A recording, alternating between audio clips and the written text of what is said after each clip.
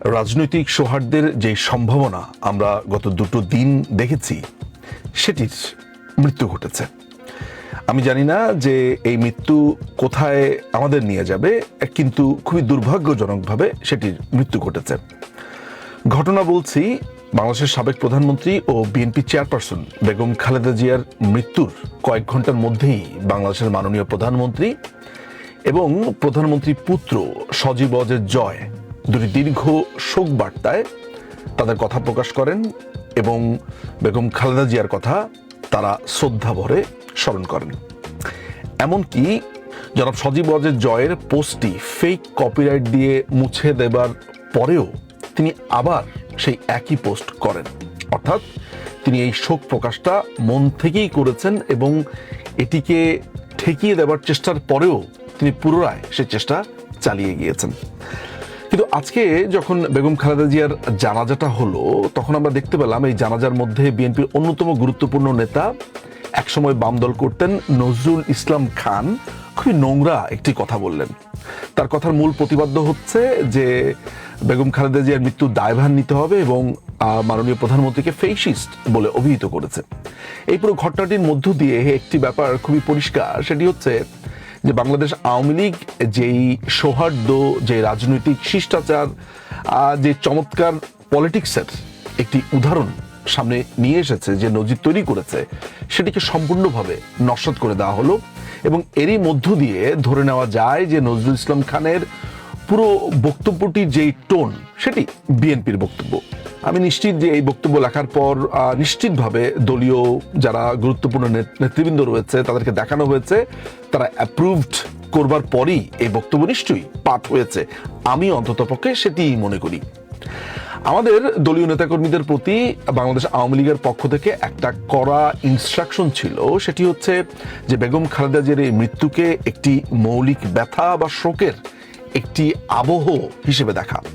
অতীতে তিনি কি করেছেন, কি বলেছেন, বাংলাদেশ আওয়ামী লীগের প্রতি তিনি জুলুম করেছেন কি করেন নাই, এইসব প্রত্যেকটা জিনিস আমাদেরকে ইগনোর করতে বলা হয় এবং আমরা সেই অনুযায়ী আসলে সত্যি কথা বলতে বাংলাদেশ আওয়ামী লীগের অসংখ্য নেতাকর্মীরা নিজের মন থেকেই শোক জানিয়েছেন, ভালোবাসা জানিয়েছেন, দলের নির্দেশগুলো পালন করেছেন।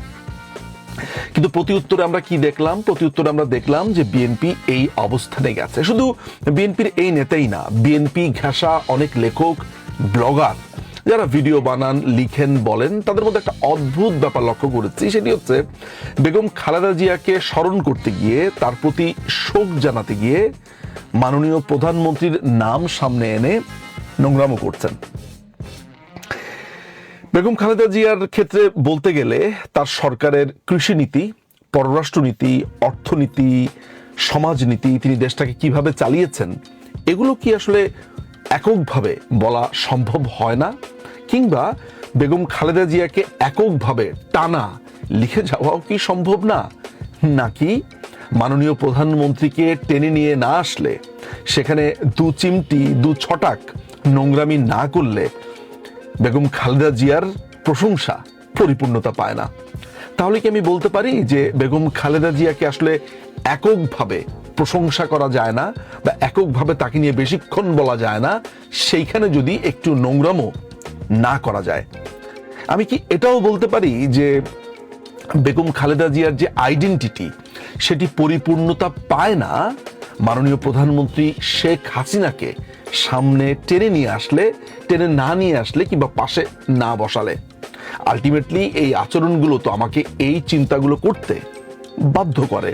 তা না হলে যে এই কষ্টের সময় বা শোকের সময়, সেই সময়টাতে মাননীয় প্রধানমন্ত্রী শেখ হাসিনাকে সামনে নিয়ে এসে এই নোংরামি বা এই অভব্যতা, এই পলিটিক্যাল অসভ্যতা কেন করতে হচ্ছে?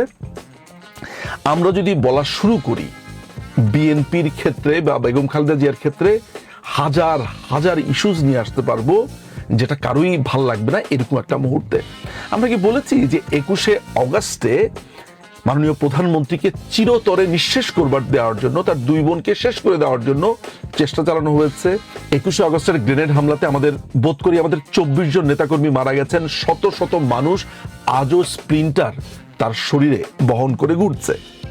আমরা কি সেই কথা বলেছি যে 1991 সালে বঙ্গবন্ধুর হত্যাকাণ্ডর বিচার করা যাবে না, ইনডেমনিটি অধ্যাদেশ বিএনপি বাদ দিয়ে দিবে সংসদে? সেটি তারা করেনি। এই ধরনের প্রতারণা আমাদের সাথে করা হয়েছে। আমরা বলেছি 91 থেকে 96 পর্যন্ত আমাদের হাজার হাজার নেতাকর্মীদেরকে গ্রেফতার, নির্যাতন, বঙ্গবন্ধুর খুনিদেরকে পার্লামেন্টে নিয়ে আসা 96-এর ভুয়া ইলেকশনের সময়।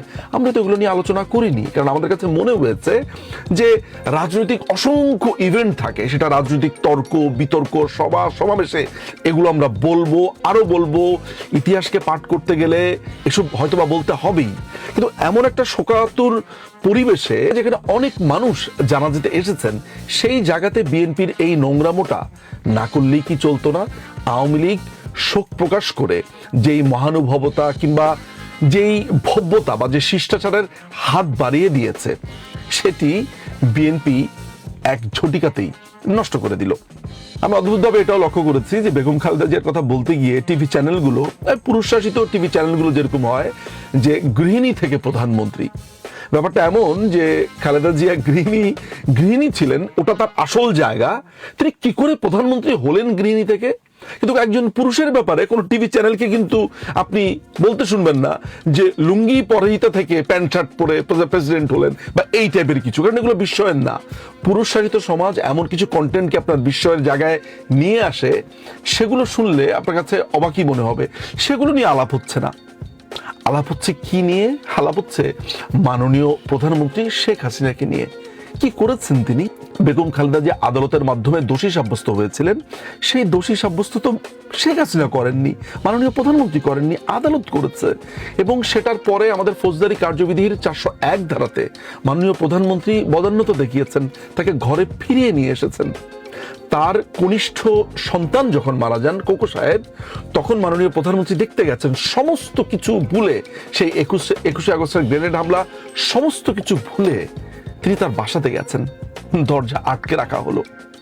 এর পরেও, ওই অপমানের পরেও মাননীয় প্রধানমন্ত্রী ফোন দিয়েছিলেন। আমরা দেখেছি 2015 সালে ইলেকশনের আগে, আমরা এবার দেখলাম তিনি শোক জানিয়েছেন। মাননীয় প্রধানমন্ত্রী বরাবরই এমন, তার মনটাই এমন যে তিনি বারবার ভুলে যান যে কার প্রতি শোক প্রকাশ করছেন, কার প্রতি ভালোবাসা দেখাচ্ছেন।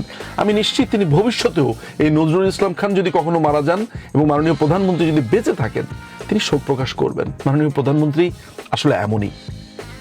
কিন্তু আমার যেই দুঃখের যে জায়গাটা, কষ্টের যে জায়গাটা, সেটা হচ্ছে সাধারণ মানুষের জন্য। সাধারণ মানুষ কিন্তু একটা শান্তি চায়, মনে করে যে বাংলাদেশের প্রধান দুইটা রাজনৈতিক দল সবসময় সৌহার্দ্য, রাজনৈতিক শিষ্টাচার, এরকম একটা অবস্থার মধ্য দিয়ে থাকবে। পরাজিত কিন্তু শেষ পর্যন্ত হয় বাংলাদেশের সাধারণ মানুষেরা। তার এই নোংরামোর মধ্য দিয়ে বিএনপি জিতে পারেনি, বরঞ্চ তারা হেরে গেছে। এই যে তত্ত্বাবধায়ক সরকারকে পুরোপুরি নস্যাৎ করলো, এই যে বিচারপতিদের বয়স বাড়িয়ে যে নোংরামোটা করলো, বাংলাদেশের প্রধান দুইটা ইভেন্ট কি এই পুরো দেশটাকে আজকে এই অবস্থাতে নিয়ে আসার জন্য? সেটি হচ্ছে 21শে আগস্টের গ্রেনেড হামলা, এবং আরেকটি হচ্ছে তত্ত্বাবধায়ক সরকার নিয়ে এই ভয়ঙ্কর ইত্রামোপনাটা। কিন্তু এ দুটোর একটি কথাও গত 2-3 দিনে আমরা উঠাইনি। আজকে হয়তো বা প্রাসঙ্গিকভাবে এসেছে এটি বলবার জন্য। আমার শুধু বলার একটাই রয়েছে যে আজকের এমন একটা দিনে যেখানে প্রত্যেকটা মানুষই আসলে দলমত নির্বিশেষে বেগম খালেদা জিয়া ভালো করেছেন না খারাপ করেছেন এগুলো সমস্ত কিছু মানে ভুলে গিয়ে তার ভালো কাজগুলোই মানুষ স্মরণ করছে, বলছে।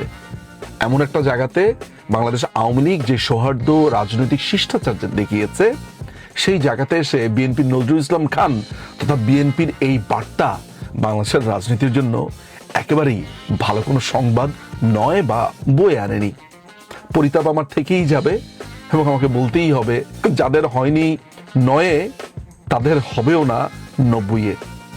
বিএনপি খুব সম্ভবত কখনোই শুধরাবে না, এবং অতীতে আমরা যে হাওয়া ভবন দেখেছি, অতীতে যে আমরা ভয়ঙ্কর অবস্থা আমরা দেখেছি, হয়তো তারই পুনরাবৃত্তি ভবিষ্যতে আমরা দেখতে পাবো। এই কথাগুলো বলবার জন্যই আজকে ভিডিও করেছি। আমার মনে হয় সাধারণ মানুষরা এই ব্যাপারগুলো ভাবতে পারেন, এই নোংরামি, এই রাজনৈতিক অভব্যতার শেষ কবে হবে।